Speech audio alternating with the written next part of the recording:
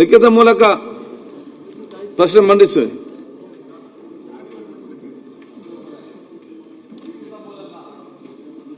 ಮಾನ್ಯ ಸಭಾಧ್ಯಕ್ಷರೇ, ದಿನಾಂಕ 11/3/26 7ನೇ ಪಟ್ಟಿಯಿಂದ ಸದನದಲ್ಲಿ ಲಿಖಿತ ಮೂಲಕ ಉತ್ತರಿಸುವ 169 ಪ್ರಶ್ನೆಗಳ ಪೈಕಿ 75 ಪ್ರಶ್ನೆಗಳ ಉತ್ತರಗಳನ್ನು ಸದನದಲ್ಲಿ ಮಂಡಿಸುತ್ತಿದ್ದೇನೆ. ಇಂಪ್ರೂವ್ಮೆಂಟ್.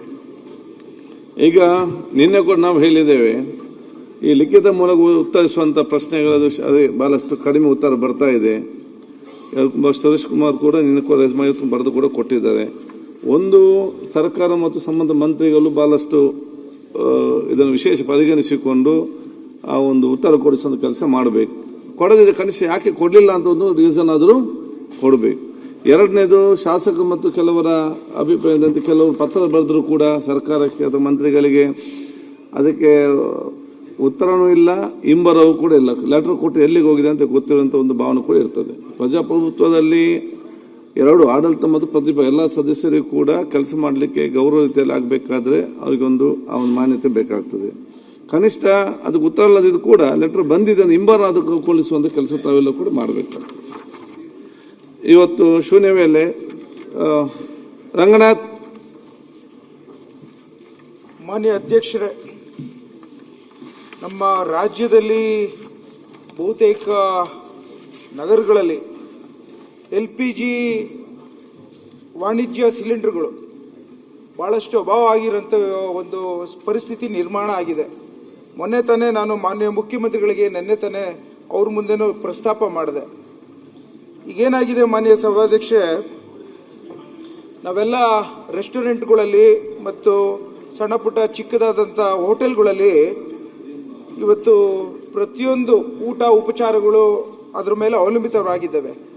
ಈಗ ಯುದ್ಧ ನಡೀತಾ ಇರೋಂಥ ಹಿನ್ನೆಲೆಯಲ್ಲಿ ಇಡೀ ಒಂದು ದೇಶದಲ್ಲೇ, ಅದರಲ್ಲೂ ಸಹ ಕರ್ನಾಟಕದಲ್ಲಿ, ಅದರಲ್ಲೂ ಸಹ ಬೆಂಗಳೂರಲ್ಲಿ ಭಾಳಷ್ಟು ಸಂಕಷ್ಟಕ್ಕೆ ಸಿಕ್ಕಿರೋಂಥ ಪರಿಸ್ಥಿತಿಯಲ್ಲಿ ಆಹಾರ ಪೂರೈಕೆ ಆಗದೇ ಇರೋಂಥದ್ದನ್ನು ತಮ್ಮ ಮುಂದೆ ನಾನು ನನ್ನ ಅಹವಾಲನ್ನು ಹೇಳಲಿಕ್ಕೆ ಇಚ್ಛೆ ಪಡ್ತಾ ಇದ್ದೇನೆ. ವಿಶೇಷವಾಗಿ ಈ ಸಿಲಿಂಡರ್ ಅಭಾವನ ಯಾವ ರೀತಿ ಪರಿಹರಿಸಬೇಕು, ಯಾರು ಇದಕ್ಕೆ ಕಾರಣ, ಯಾರು ಇದನ್ನು ಹೊಣೆ ತೆಗೆದುಕೊತಾ ಇದ್ದಾರೆ, ಇದರ ಹಿಂದೆ ಇರುವಂತ ಪರಿಸ್ಥಿತಿ ಯಾವ ರೀತಿ ನಿರ್ವಹಣೆ ಮಾಡಬೇಕು ಅನ್ನೋದನ್ನ ನಾನು ತಮ್ಮ ಮೂಲಕ ಸರ್ಕಾರಕ್ಕೆ ಕೇಳಲಿಕ್ಕೆ ಬಯಸ್ತೇನೆ. ಮಾನ್ಯ ಸಭಾಧ್ಯಕ್ಷ, ಈಗ ಆಹಾರ ಸಚಿವರು ಇಲ್ಲ, ನಾಳೆ ಉತ್ತರ ಕೊಡಿಸ್ತೇನೆ.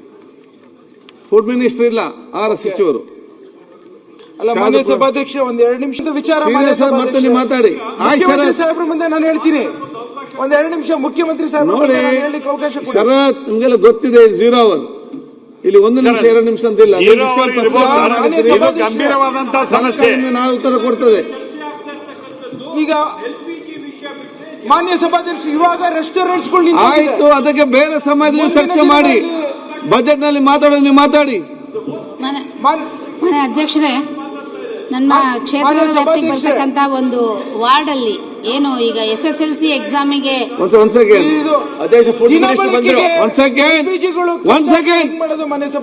ಫುಡ್ ಮಿನಿಸ್ಟರ್ ಅವರಿಗೆ ಅವ್ರು ರೈಸ್ ಮಾಡಿದ್ದಾರೆ. LPG ಅಲ್ಲದೆ ಹೋಟೆಲ್ಗೆಲ್ಲ ಬಂದ್ ಆಗ್ತದೆ, ಚಲೋ ಅಲ್ಲಿ ಮಾಡ್ತಾರೆ ಅಂತ ಹೇಳಿಕೊಂಡು ಡಾಕ್ಟರ್ ರಂಗನಾಥ್ ಅವರು ಕೇಳಿರೋ ಪ್ರಶ್ನೆ. ಕೂತ್ಕೊಳ್ಳಿ.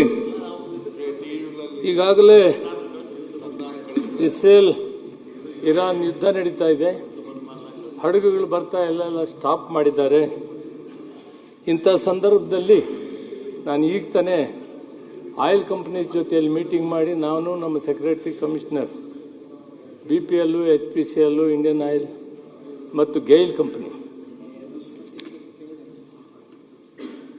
ಮನೆ ಉಪಯೋಗಿಸೋದಕ್ಕೆ ಡೊಮೆಸ್ಟಿಕ್ಕು ನೋ ಪ್ರಾಬ್ಲಮ್, ಕನಿಷ್ಠ 1 ಸಿಲಿಂಡರ್ನ ಒಂದು ಕುಟುಂಬಕ್ಕೆ 25 ದಿನದಲ್ಲಿ ಉಪಯೋಗಿಸೋಕ್ಕೆ ಅವಕಾಶ ಇದೆ. ಅದು ಕಂಪ್ಲೀಟಾಗಿ ಕೊಡ್ತೀವಿ. ಈವನ್ ಯುದ್ಧ ನಿಂತರೆ ಪೂರ್ತಿ ಪ್ರಮಾಣದಲ್ಲಿ ಬೇಕಾದಷ್ಟು ಕೊಡೋಕ್ಕೆ ಅವಕಾಶ ಇದೆ. ಯುದ್ಧ ನಡೀತಾ ಇದ್ದರೂ ಕೂಡ ಇಂಡಿಯನ್ ಪ್ರೊಡಕ್ಷನ್ 25 to 30% ಇದೆ. ಮತ್ತು ಬೇರೆ ಬೇರೆ ಸ್ವಲ್ಪ ನಿಲ್ಲಿಸಿ ಮನೆ ಉಪಯೋಗಿಸೋದಕ್ಕೆ ಅವಕಾಶ ಮಾಡಿಕೊಟ್ಟಿದ್ದೀವಿ.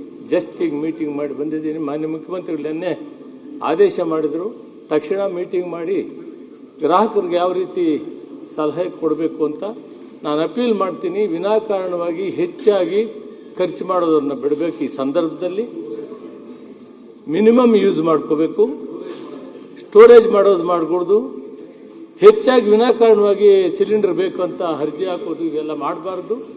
ಈಗ ಅವರು ಮಾಡಿದ್ದಾರೆ, ಸಚಿವ ಅವರು ಕೇಳಿ ಇನ್ಶೂರೆನ್ಸ್ ಮಾಡಿದ್ದಾರೆ. ಒಂದು ಸಿಲಿಂಡರ್ ಒಂದು ಕುಟುಂಬ. ಮಾನ್ಯ ಮಂತ್ರಿಗಳೇ ಒಂದ್ ನಿಮಿಷ ನಾನು ಕೇಳ್ಕೊಳ್ಳಿ, ಒಂದ್ ನಿಮಿಷ ಹೇಳ್ತೀನಿ, ಪೂರ್ತಿ ಆಗಿಲ್ಲ. ನೀವು ಹೇಳಕ್ಕಿಂತ ಮುಂಚೆ ನಾನು ಒಂದ್ ನಿಮಿಷ ರಂಗನಾಥ್ ಕಮರ್ಷಿಯಲ್ ಪರ್ಪಸ್ ಆಚೆ ಇರೋಂಥ ಸಮಸ್ಯೆಯನ್ನ ನಿಮ್ ಗಮನಕ್ಕೆ ಹಾಕ್ತೀನಿ. ನಿಮ್ಗೆ ಇದು ಬಗ್ಗೆ ಅರಿವು ಮೂಡ್ಲಿಕ್ಕೆ ಒಂದೊಂದು ನಿಮಿಷ ನನಗೆ ಅವಕಾಶ ಮಾಡಿಕೊಡಿ ಮಾನ್ಯ ಮಂತ್ರಿಗಳೇ. ನಾನು ಪೂರ್ತಿ ಹೇಳ್ತೀನಿ. ಈಗ ಒಂದು ನೀವ್ ಹೇಳ್ತಿರೋಂಥದ್ದು ದಿನ ಬಳಕೆ ವಿಚಾರದಲ್ಲಿ ಸಿಲಿಂಡರ್ಸ್ಗಳು ಯಾವುದೇ ತೊಂದರೆ ಇಲ್ಲ ಅಂತ ಹೇಳ್ತಿದ್ರಿ.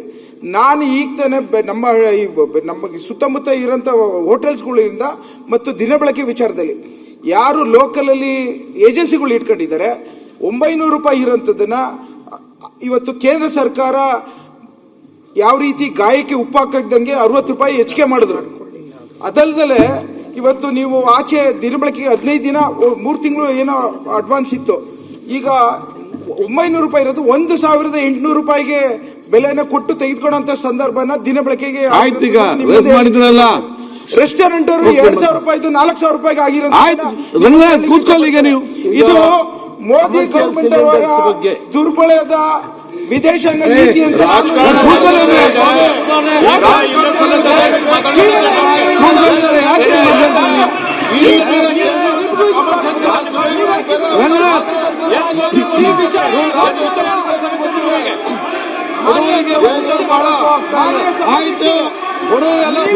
ಮಾಡ್ಕೊತಿದ್ದೀರಿ.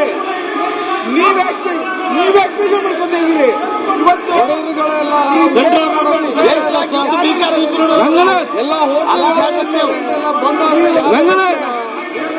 ಈಗ ಮಾನ್ಯ ಸಭಾಧ್ಯಕ್ಷರೇ, ಬೇರೆ ಸಂದರ್ಭ ಇರ್ತದೆ. ಇವತ್ತು ಯುದ್ಧ ನಡೀತಾ ಇರ್ತಕ್ಕಂಥ ಸಂದರ್ಭದಲ್ಲಿ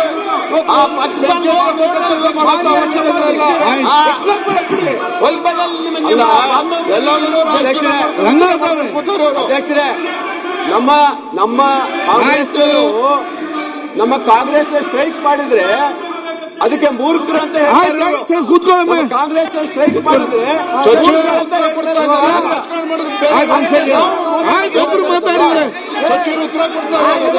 ಆಯ್ತು, ಸಚಿವರು ಉತ್ತರ ಕೊಡ್ತಾರೆ. ಗೋಪಾಲಕೃಷ್ಣ ಅವರು ಮಾತಾಡ್ತಾರ ಕೂತ್ಕೊಳ್ಳಿ. ನೋಡಿ ಜೀರೋ ಅವರಲ್ಲಿ ಮಾತಾಡಿ ಮಾತಾಡಿ ಮಂತ್ರಿ ಉತ್ತರ ಕೊಡ್ತಾರೆ. ಮಂತ್ರಿಗಳು ಉತ್ತರ ಕೊಡ್ತಾರೆ. ಕಾಂಗ್ರೆಸ್ ಓಕೆ ಆಯ್ತು, ಕೂತ್ಕೊಳ್ಳಿ. ಅಧ್ಯಕ್ಷರೇ, ಕಾಂಗ್ರೆಸ್ ಸ್ಟ್ರೈಕ್ ಮಾಡಿದ್ರೆ ಮಂತ್ರಿ ಉತ್ತರ ಮಂತ್ರಿಗಳೇ ಅರಗೋದಿಲ್ಲ ಅವ್ರಿಗೆ. ಮೋದಿ ಬಗ್ಗೆ ಎಷ್ಟು ಭಯ ಮಂತ್ರಿಗಳ ಉತ್ತರ ಕೊಡಿ. ಅರಗೋದಿಲ್ಲ ಅವ್ರಿಗೆ. ಮುಂಜಾನೆಯಿಂದ ಸಂಜೆ ಮೋದಿ ಮೋದಿ ಮೋದಿ ಜಪನ. ನೀವು ಅಧಿಕಾರ ನಡೆಸೋ ಟೈಮಲ್ಲಿ ಸಿಗ್ತಿಲ್ಲ. ಆಯ್ತಪ್ಪ, ಇವಾಗ ಮಾತ್ರ ಆಗ್ತದ. ಒಂದ್ ಸೆಕೆಂಡ್. ಈಗ ಅಲ್ಲಿ ಸಮಸ್ಯೆ ಬಗೆಹರಿಸಿಗೆ ನೋಡಿ. ಈ ಚರ್ಚೆ ಬಿಡಿ, ಕೂತ್ಕೊಳ್ಳಿ. ಒಂದ್ ನಿಮಿಷ ಸರ್, ಅಡ ಒಂದ್ ನಿಮಿಷ ಸರ್,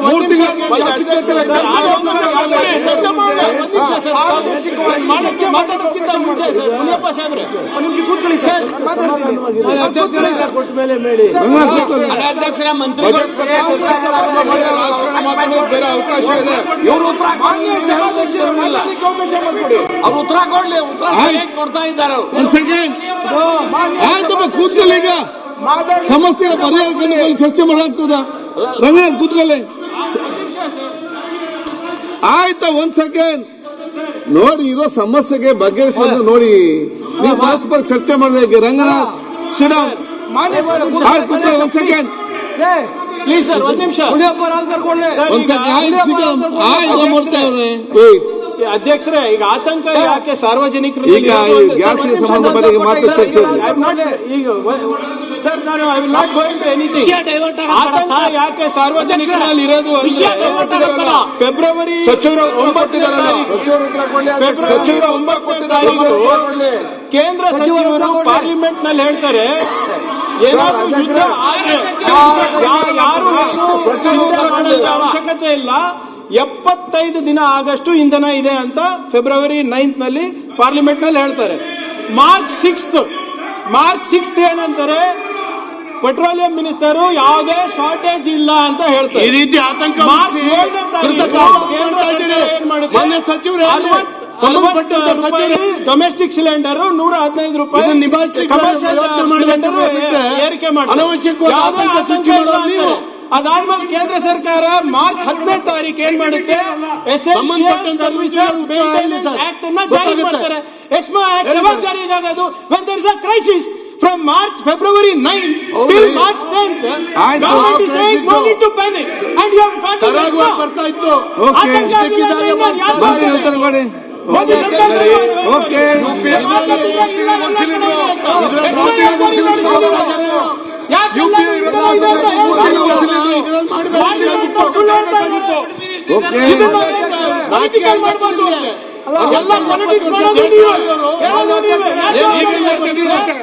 ಸದನದಲ್ಲಿ ಸುಳ್ಳು ಹೇಳೋದು ಯಾರು? ಅವರು ಅನುಭವಿಸೋದು ಯಾರು? ಸಾರ್ವಜನಿಕರು.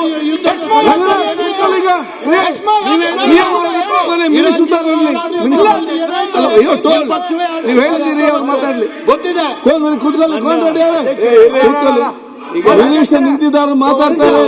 ಮಾನ್ಯ ಸಭಾಧ್ಯಕ್ಷರೇ, ನಾವು ಆಯ್ತು, ಈಗ ಈ ವಿಷಯ ಆಯ್ತು. ಒಂದ್ ಸೆಕೆಂಡ್ ಕೂತ್ಕೊಂಡು ರೆಡ್ಡಿ ಉತ್ತರ ಕೊಟ್ಟಿ. ಅವರು ರಂಗನಾಥ್ ಸಿಟ್ ಡೌನ್, ಅವ್ರು ಉತ್ತರ ಕೊಡ್ಲಿ. ಬಿಜೆಪಿ ನೀವು ಉತ್ತರ ಕೊಡ್ಲಿ. ಈಗ ರಂಗನಾಥ್ ನೋಡಿ ಕೂಡಿ ಉತ್ತರ ಕೊಡ್ಲಿ.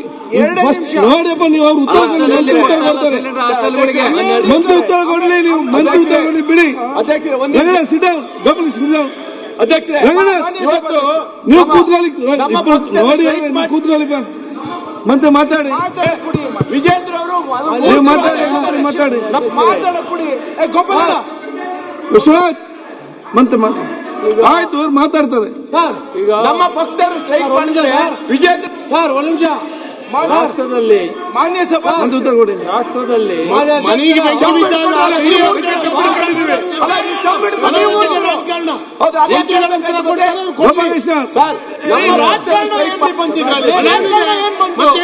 ವಿದೇಶಾಂಗ ನೀತಿ ಬರಲಾರ್ದು ಆರ್ಥಿಕ ನೀತಿ ಏನಾಗಿದೆ? ನೀವು ನಿಮ್ ಬೆಸ್ಟ್ ಫ್ರೆಂಡ್, ನಿಮ್ ಬೆಸ್ಟ್ ಫ್ರೆಂಡ್ ಬೀಚ್ ನಲ್ಲಿ ವಾಕಿಂಗ್ ಮಾಡಿದ್ರಲ್ಲ, ಏನಾಯ್ತು ಹೇಳಿ? ವಿದೇಶಾಂಗ ನೀತಿ ಏನಾಯ್ತು? ಎಲ್ಲಿದ್ದಾರೆ ಮೋದಿ ಅವರು? ಬಾಯಿ ಬಿಟ್ಟಿಲ್ಲ.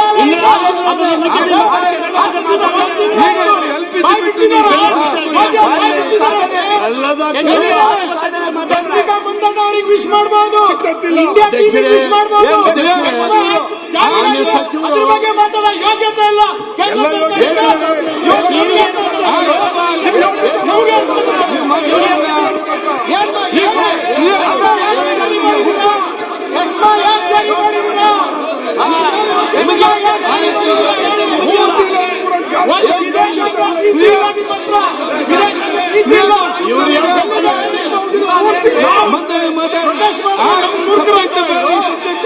ಬಹಳ ಚೆನ್ನಾಗಿ ನಡೆಸ್ತಾ ಇದ್ದಾರೆ ನಮ್ಮ ದೇಶ. ಕೇಸಲ್ಲಿ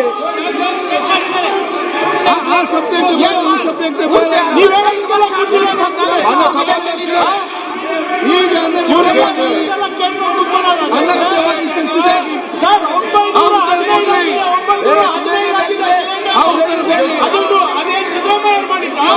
ಸಿದ್ದರಾಮಯ್ಯ ಮಾಡಿದ್ದ ಸಿಲಿಂಡರ್ ಅದು ಸಿದ್ದರಾಮಯ್ಯ ಮಾಡಿದ್ದ.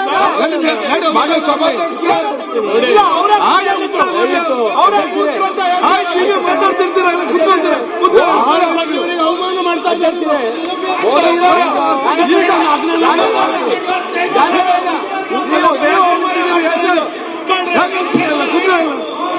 ಆಯ್ತು, ನೀವು ಕೂತ್ಕೊಳ್ಳಿ. ಯುದ್ಧ ಕಣಿತೀರ ನೀವೆಲ್ಲ ಇಲ್ಲಿ ಕೂತ್ಕೊಳ್ಳಿ.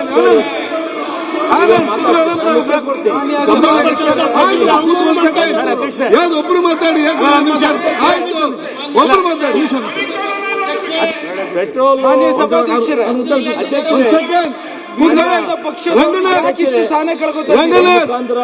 ಕೂತ್ಕೊಳ್ಳಿ. ಸದನದ ಮಾನ್ಯ ಸಭಾಧ್ಯಕ್ಷರೇ, ಒಂದ್ ಸೆಕೆಂಡ್ ಕೂತ್ಕೊಳ್ಳಿ. ವಿಶ್ವನಾಥ್ ಉತ್ತರ ಕೊಡ್ತಾನೆ. ಮಾಡೋರ್ದು ಆಯ್ತು. ಮುಖ್ಯಮಂತ್ರಿ ಮಾತಾಡಿದ ಕೂತ್ಕೊಳ್ಳಿ ಜನ ಕೂತ್ಕೊಳ್ಳಿ ಈಗ ಮಾನ್ಯ ನಾವು ಮಾಡ್ತೇವ್ರಿ. ಆಯ್ತಪ್ಪ ಮುಖ್ಯಮಂತ್ರಿ ಕೂತ್ಕೊಳ್ಳಿ. ಆಯ್ತು ಆಯ್ತು ಇಲ್ಲಿ ಒಂದ್ ಸೆಕೆಂಡ್ ಕೂತ್ಕೊಳ್ಳಿ. ಈಗ ಮಾನ್ಯ ಅಧ್ಯಕ್ಷರೇ, ಕ್ಯಾಶ್ ಬಗ್ಗೆ ಮಾತಾಡ್ತಾ ಇದ್ದಾರೆ. ಇದು ಶೂನ್ಯ ವೇಳೆಯಲ್ಲಿ ಪ್ರಸ್ತಾಪ ಮಾಡಿರ್ತಕ್ಕಂಥದ್ದು. ಎಲ್ಲರೂ ಎದ್ದು ನಿಂತ್ಕೋಬೇಕಾದಂತ ಅಗತ್ಯ ಇಲ್ಲ. ಒಂದ್ ಸೆಕೆಂಡ್ ಮಾತಾಡಿ ಬಿಡಿಯಪ್ಪ ಇಲ್ಲಿ ಎಲ್ಲರೂ ಬಂದು ಪ್ರಸ್ತಾಪ ಮಾಡಿರೋರು ಅವರು, ಉತ್ತರ ಕೊಡಬೇಕಾಗಿರೋರು ಫುಡ್ ಮಿನಿಸ್ಟ್ರು. ಇವತ್ತೇ ಮೀಟಿಂಗ್ ಮಾಡಿದ್ದಾರೆ.